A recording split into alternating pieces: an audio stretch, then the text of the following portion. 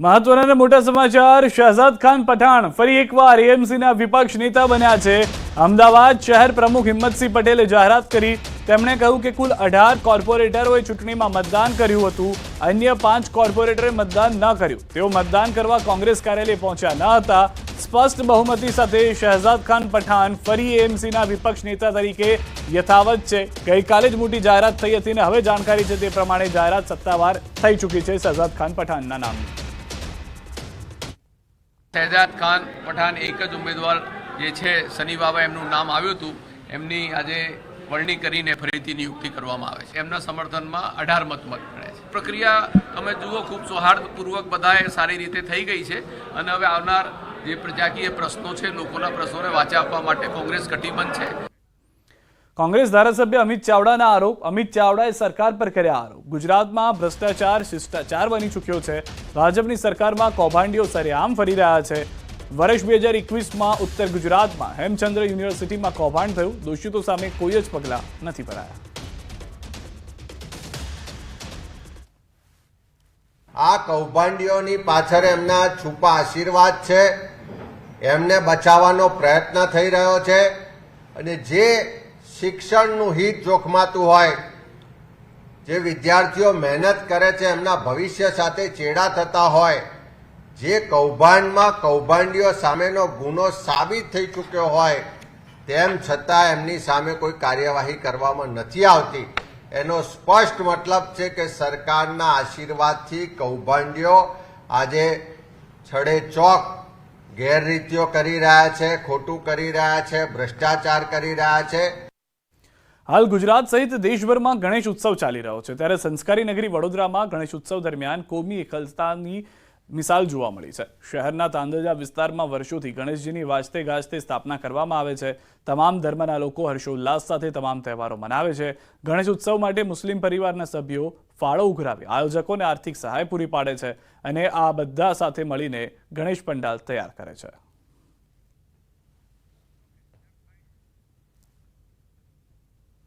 કે તાંદલજા ગામમાં મુસ્લિમ કોમની વધારે વસ્તી છે, તો પણ અમને મુસ્લિમ ભાઈઓનો જ સાથ મળે છે।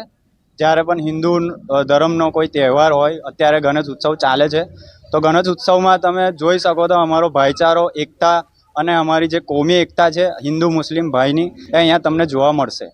આ જગ્યા ઉપર જ્યારે ગણપતિનો તહેવાર હોય ત્યારે ગણપતિ બેસાડવામાં આવે છે અને ત્યારબાદ મોહરમનો તહેવાર હોય તો આ જ જગ્યાએ મોહરમ પણ થાય છે।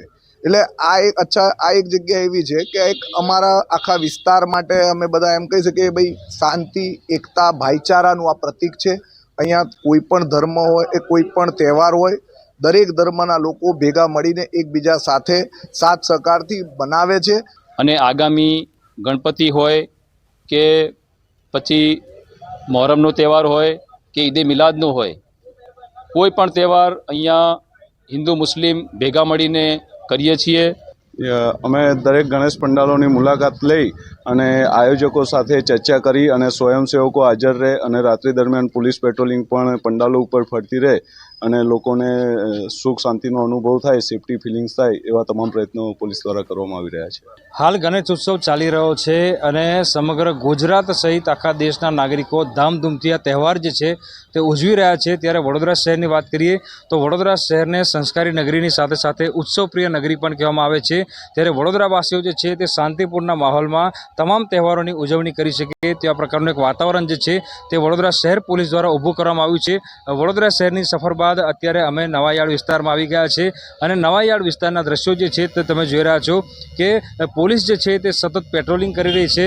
પોલીસ અધિકારી જે છે તે લોકો વચ્ચે સતત જઈ રહ્યા છે, ગણેશ પંડાલોની મુલાકાત લઈ રહ્યા છે અને શાંતિપ્રિય માહોલમાં શાંત વાતાવરણ વચ્ચે લોકો જે છે તે તહેવાર ઉજવે અને પોલીસ જે છે તે સતત તેમની સાથે છે। પોલીસ જે છે તે નાગરિકોની સુરક્ષામાં દિવસ હોય કે રાત તૈનાત છે તેવો એક સંદેશો જે છે તે પોલીસના જવાનો અને અધિકારીઓ આપી રહ્યા છે। એટલે ટૂંકમાં વડોદરા શહેરની મેં કીધું પ્રમાણે કે સંસ્કારી નગરી તો છે જ, પરંતુ સાથે સાથે ઉત્સવપ્રિય પણ નગરી છે। એટલે વડોદરા શહેરમાં જે ગણેશ ચતુર્થીનો તહેવાર છે, ગણેશ ઉત્સવ છે, તે અત્યારે પોલીસ છાવણીમાં અને પોલીસની સુરક્ષા વચ્ચે શાંતિપૂર્ણ માહોલમાં ઉજવવામાં આવી રહ્યો છે। હાર્દિક દીક્ષિત, ન્યૂઝ 18 ગુજરાતી, વડોદરા। કહેવાય છે કે શ્રદ્ધા મનુષ્યને કદાચ તારે છે, પરંતુ અંધશ્રદ્ધા મનુષ્યને જરૂર ડૂબાડે છે। 21મી સદીમાં અંધશ્રદ્ધા એ આપણી કમનસીબી કહેવાય, પરંતુ ગુજરાતમાંથી ચાશવારે અંધશ્રદ્ધાની ઘટનાઓ જોવા મળે છે. ત્યારે ફરી એકવાર ધર્મના નામે ધતિંગનો થયો છે પર્દાફાશ.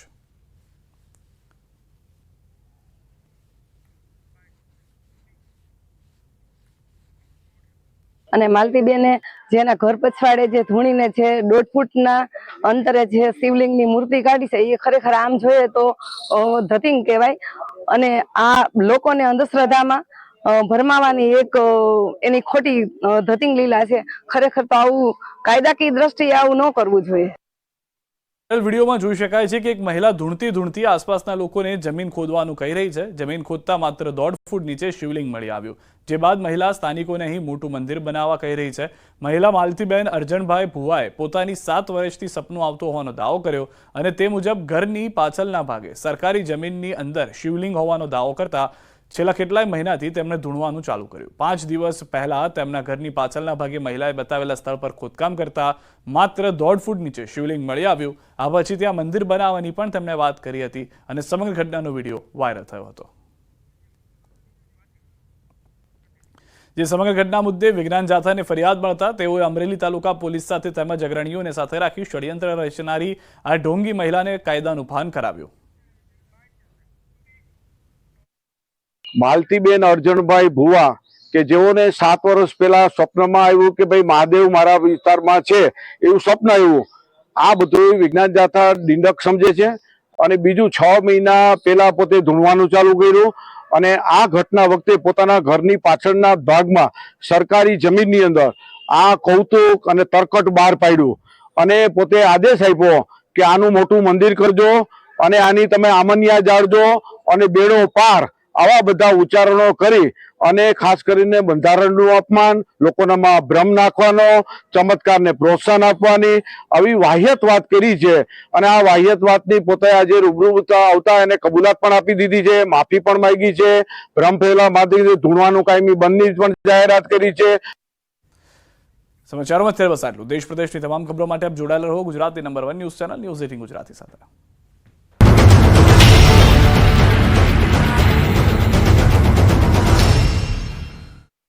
આપનારા લોકો સમાજના કસૂરવાર છે. આ પ્રકારના યુવાનોને મુસ્લિમ સમાજ સમજાવવાનો પ્રયાસ કરે.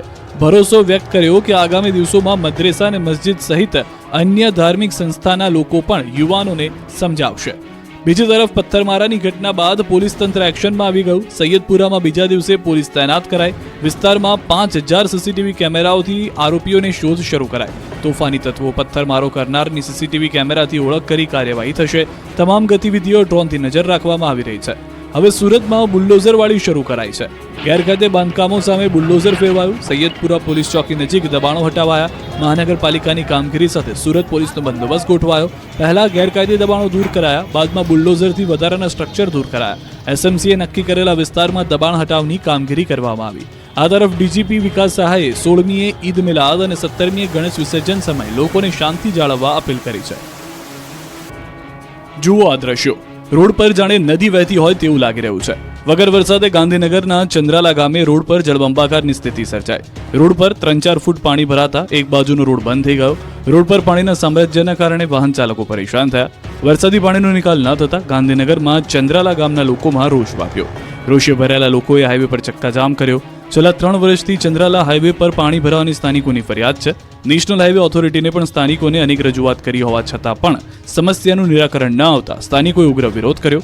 ચક્કાજામના કારણે હાઈવે 4 થી 5 કિલોમીટરનો ટ્રાફિક જામ સર્જાઈ ચૂક્યો હતો. અરવલ્લી જિલ્લાના મોડાસાના ખંભીસર પાસે હાઈવે પર ગ્રામજનોએ ચક્કાજામ કર્યો. અરવલ્લી સાબરકાંઠાને જોડતા હાઈવે પર ગ્રામ લોકોએ ચક્કાજામ કરી વિરોધ નોંધાવ્યો. રોડનું કામકાજ બંધ હોવાથી રોડ પર મસમોટા ખાડા પડ્યા. ખાડાના કારણે સ્થાનિકોને અકસ્માતનો ભય સતાવી રહ્યો છે. હાઈવે ઓથોરિટીની કામગીરી સામે લોકોએ વિરોધ દર્શાવ્યો. મોડાસા રાજેન્દ્રનગર સ્ટેટ હાઈવે પર ચક્કાજામ કરી સ્થાનિકોએ વાહન વ્યવહાર બંધ કર્યો. 2 કલાકથી જામ હાઈવેને ખુલ્લો કરવા પોલીસે ઘટના સ્થળે પહોંચી લોકોએ રોડ પર પથ્થરમારો, ટાયર, લાકડા મૂકી જામ કરતા 5 કિલોમીટર સુધીના વાહનોના થપ્પા લાગ્યા. લોકોને કલાકો સુધી પોતાના વાહનમાં પુરાઈ રહેવું પડ્યું. આ અંગે ગ્રામજનોએ અરવલ્લી જિલ્લા કલેક્ટર સ્થળ પર આવે તેવી માંગણી કરી. ગટરની સમસ્યાથી ત્રસ્ત લોકોએ ભુજ નગરપાલિકામાં હોબાળો મચાવ્યો. ભુજ નગરપાલિકા ઓફિસે મોટી સંખ્યામાં લોકોએ પહોંચીને બાનમાં લીધી. મહિલાઓ સહિતના લોકોએ હલ્લાબોલ કરી. અનેકવાર રજૂઆત કરવા છતાં કોઈ નિવેડો નહીં આવતા લોકો રોષે ભરાયા. ગુસ્સો એવો ફૂટ્યો કે પાલિકામાં પહોંચી રોષે ભરેલા લોકોએ પાલિકાની અંદર તોડફોડ કરી, ઓફિસને તાળાબંધી કરી, નારેબાજી કરી, ઓફિસનો ઘેરાવો કરતા ઓફિસમાં કામ કરતા કર્મચારીઓનો પરસેવો છૂટી ગયો. લોકોનો આક્રોશ જોઈને કર્મીઓ ડરી ગયા હતા. હોબાળો વધતા કર્મચારીઓ ઓફિસ છોડીને ઊભી પૂંછડીએ ભાગ્યા હતા. વડોદરા શહેરમાં પૂર બાદ હજી પણ વન વિભાગ અને વિવિધ સંસ્થાઓને મગરોના રેસ્ક્યુ માટે સતત કોલ આવી રહ્યા છે. છેલ્લા 15 દિવસમાં વડોદરામાંથી 50થી વધુ મગરને રેસ્ક્યુ કરવામાં આવ્યા. સોમવારે વડોદરાના નવલખી મેદાનમાંથી 5 ફૂટના મગરને વન વિભાગ અને વાઇલ્ડ લાઇફ રેસ્ક્યુ ટ્રસ્ટની ટીમે મળીને રેસ્ક્યુ કર્યો. વડોદરા શહેરના નવલખી મેદાનમાં MGVCLની કામગીરી કરી હતી. આ દરમિયાન ત્યાં મગર ચડી આવ્યો, જેથી કામગીરી કરવામાં અડચણ ઊભી થઈ, નાસભાગ મચી ગઈ. મગરના હુમલાથી બચવા વીજકર્મીઓએ થાંભલે ચડી ગયા. સેવાભાવી સંસ્થાના કાર્યકરોએ 5 ફૂટ લાંબા મગરનું રેસ્ક્યુ કર્યું. તો ઉપલેટાની મોજ નદીમાં દેખાયો મગર. સ્મશાન પાસે નદીમાં મગર દેખાતા સ્થાનિકોમાં ભય છવાયો. મહાકાય મગર મોજ નદીમાં દેખાતા સ્થાનિકોએ ફોરેસ્ટ વિભાગને જાણ કરી. આ દ્રશ્યો કોઈ તળાવ ના લાગશે, પરંતુ આ કોઈ તળાવ નહીં પરંતુ રણ છે. સફેદ રણમાં પાણીની રેલમછેલ થઈ. કચ્છમાં ભારે વરસાદ પડ્યાની 1 અઠવાડિયું થઈ ગયું, પરંતુ કચ્છના સફેદ રણમાં 1 અઠવાડિયા બાદ પણ પાણી ઓછું.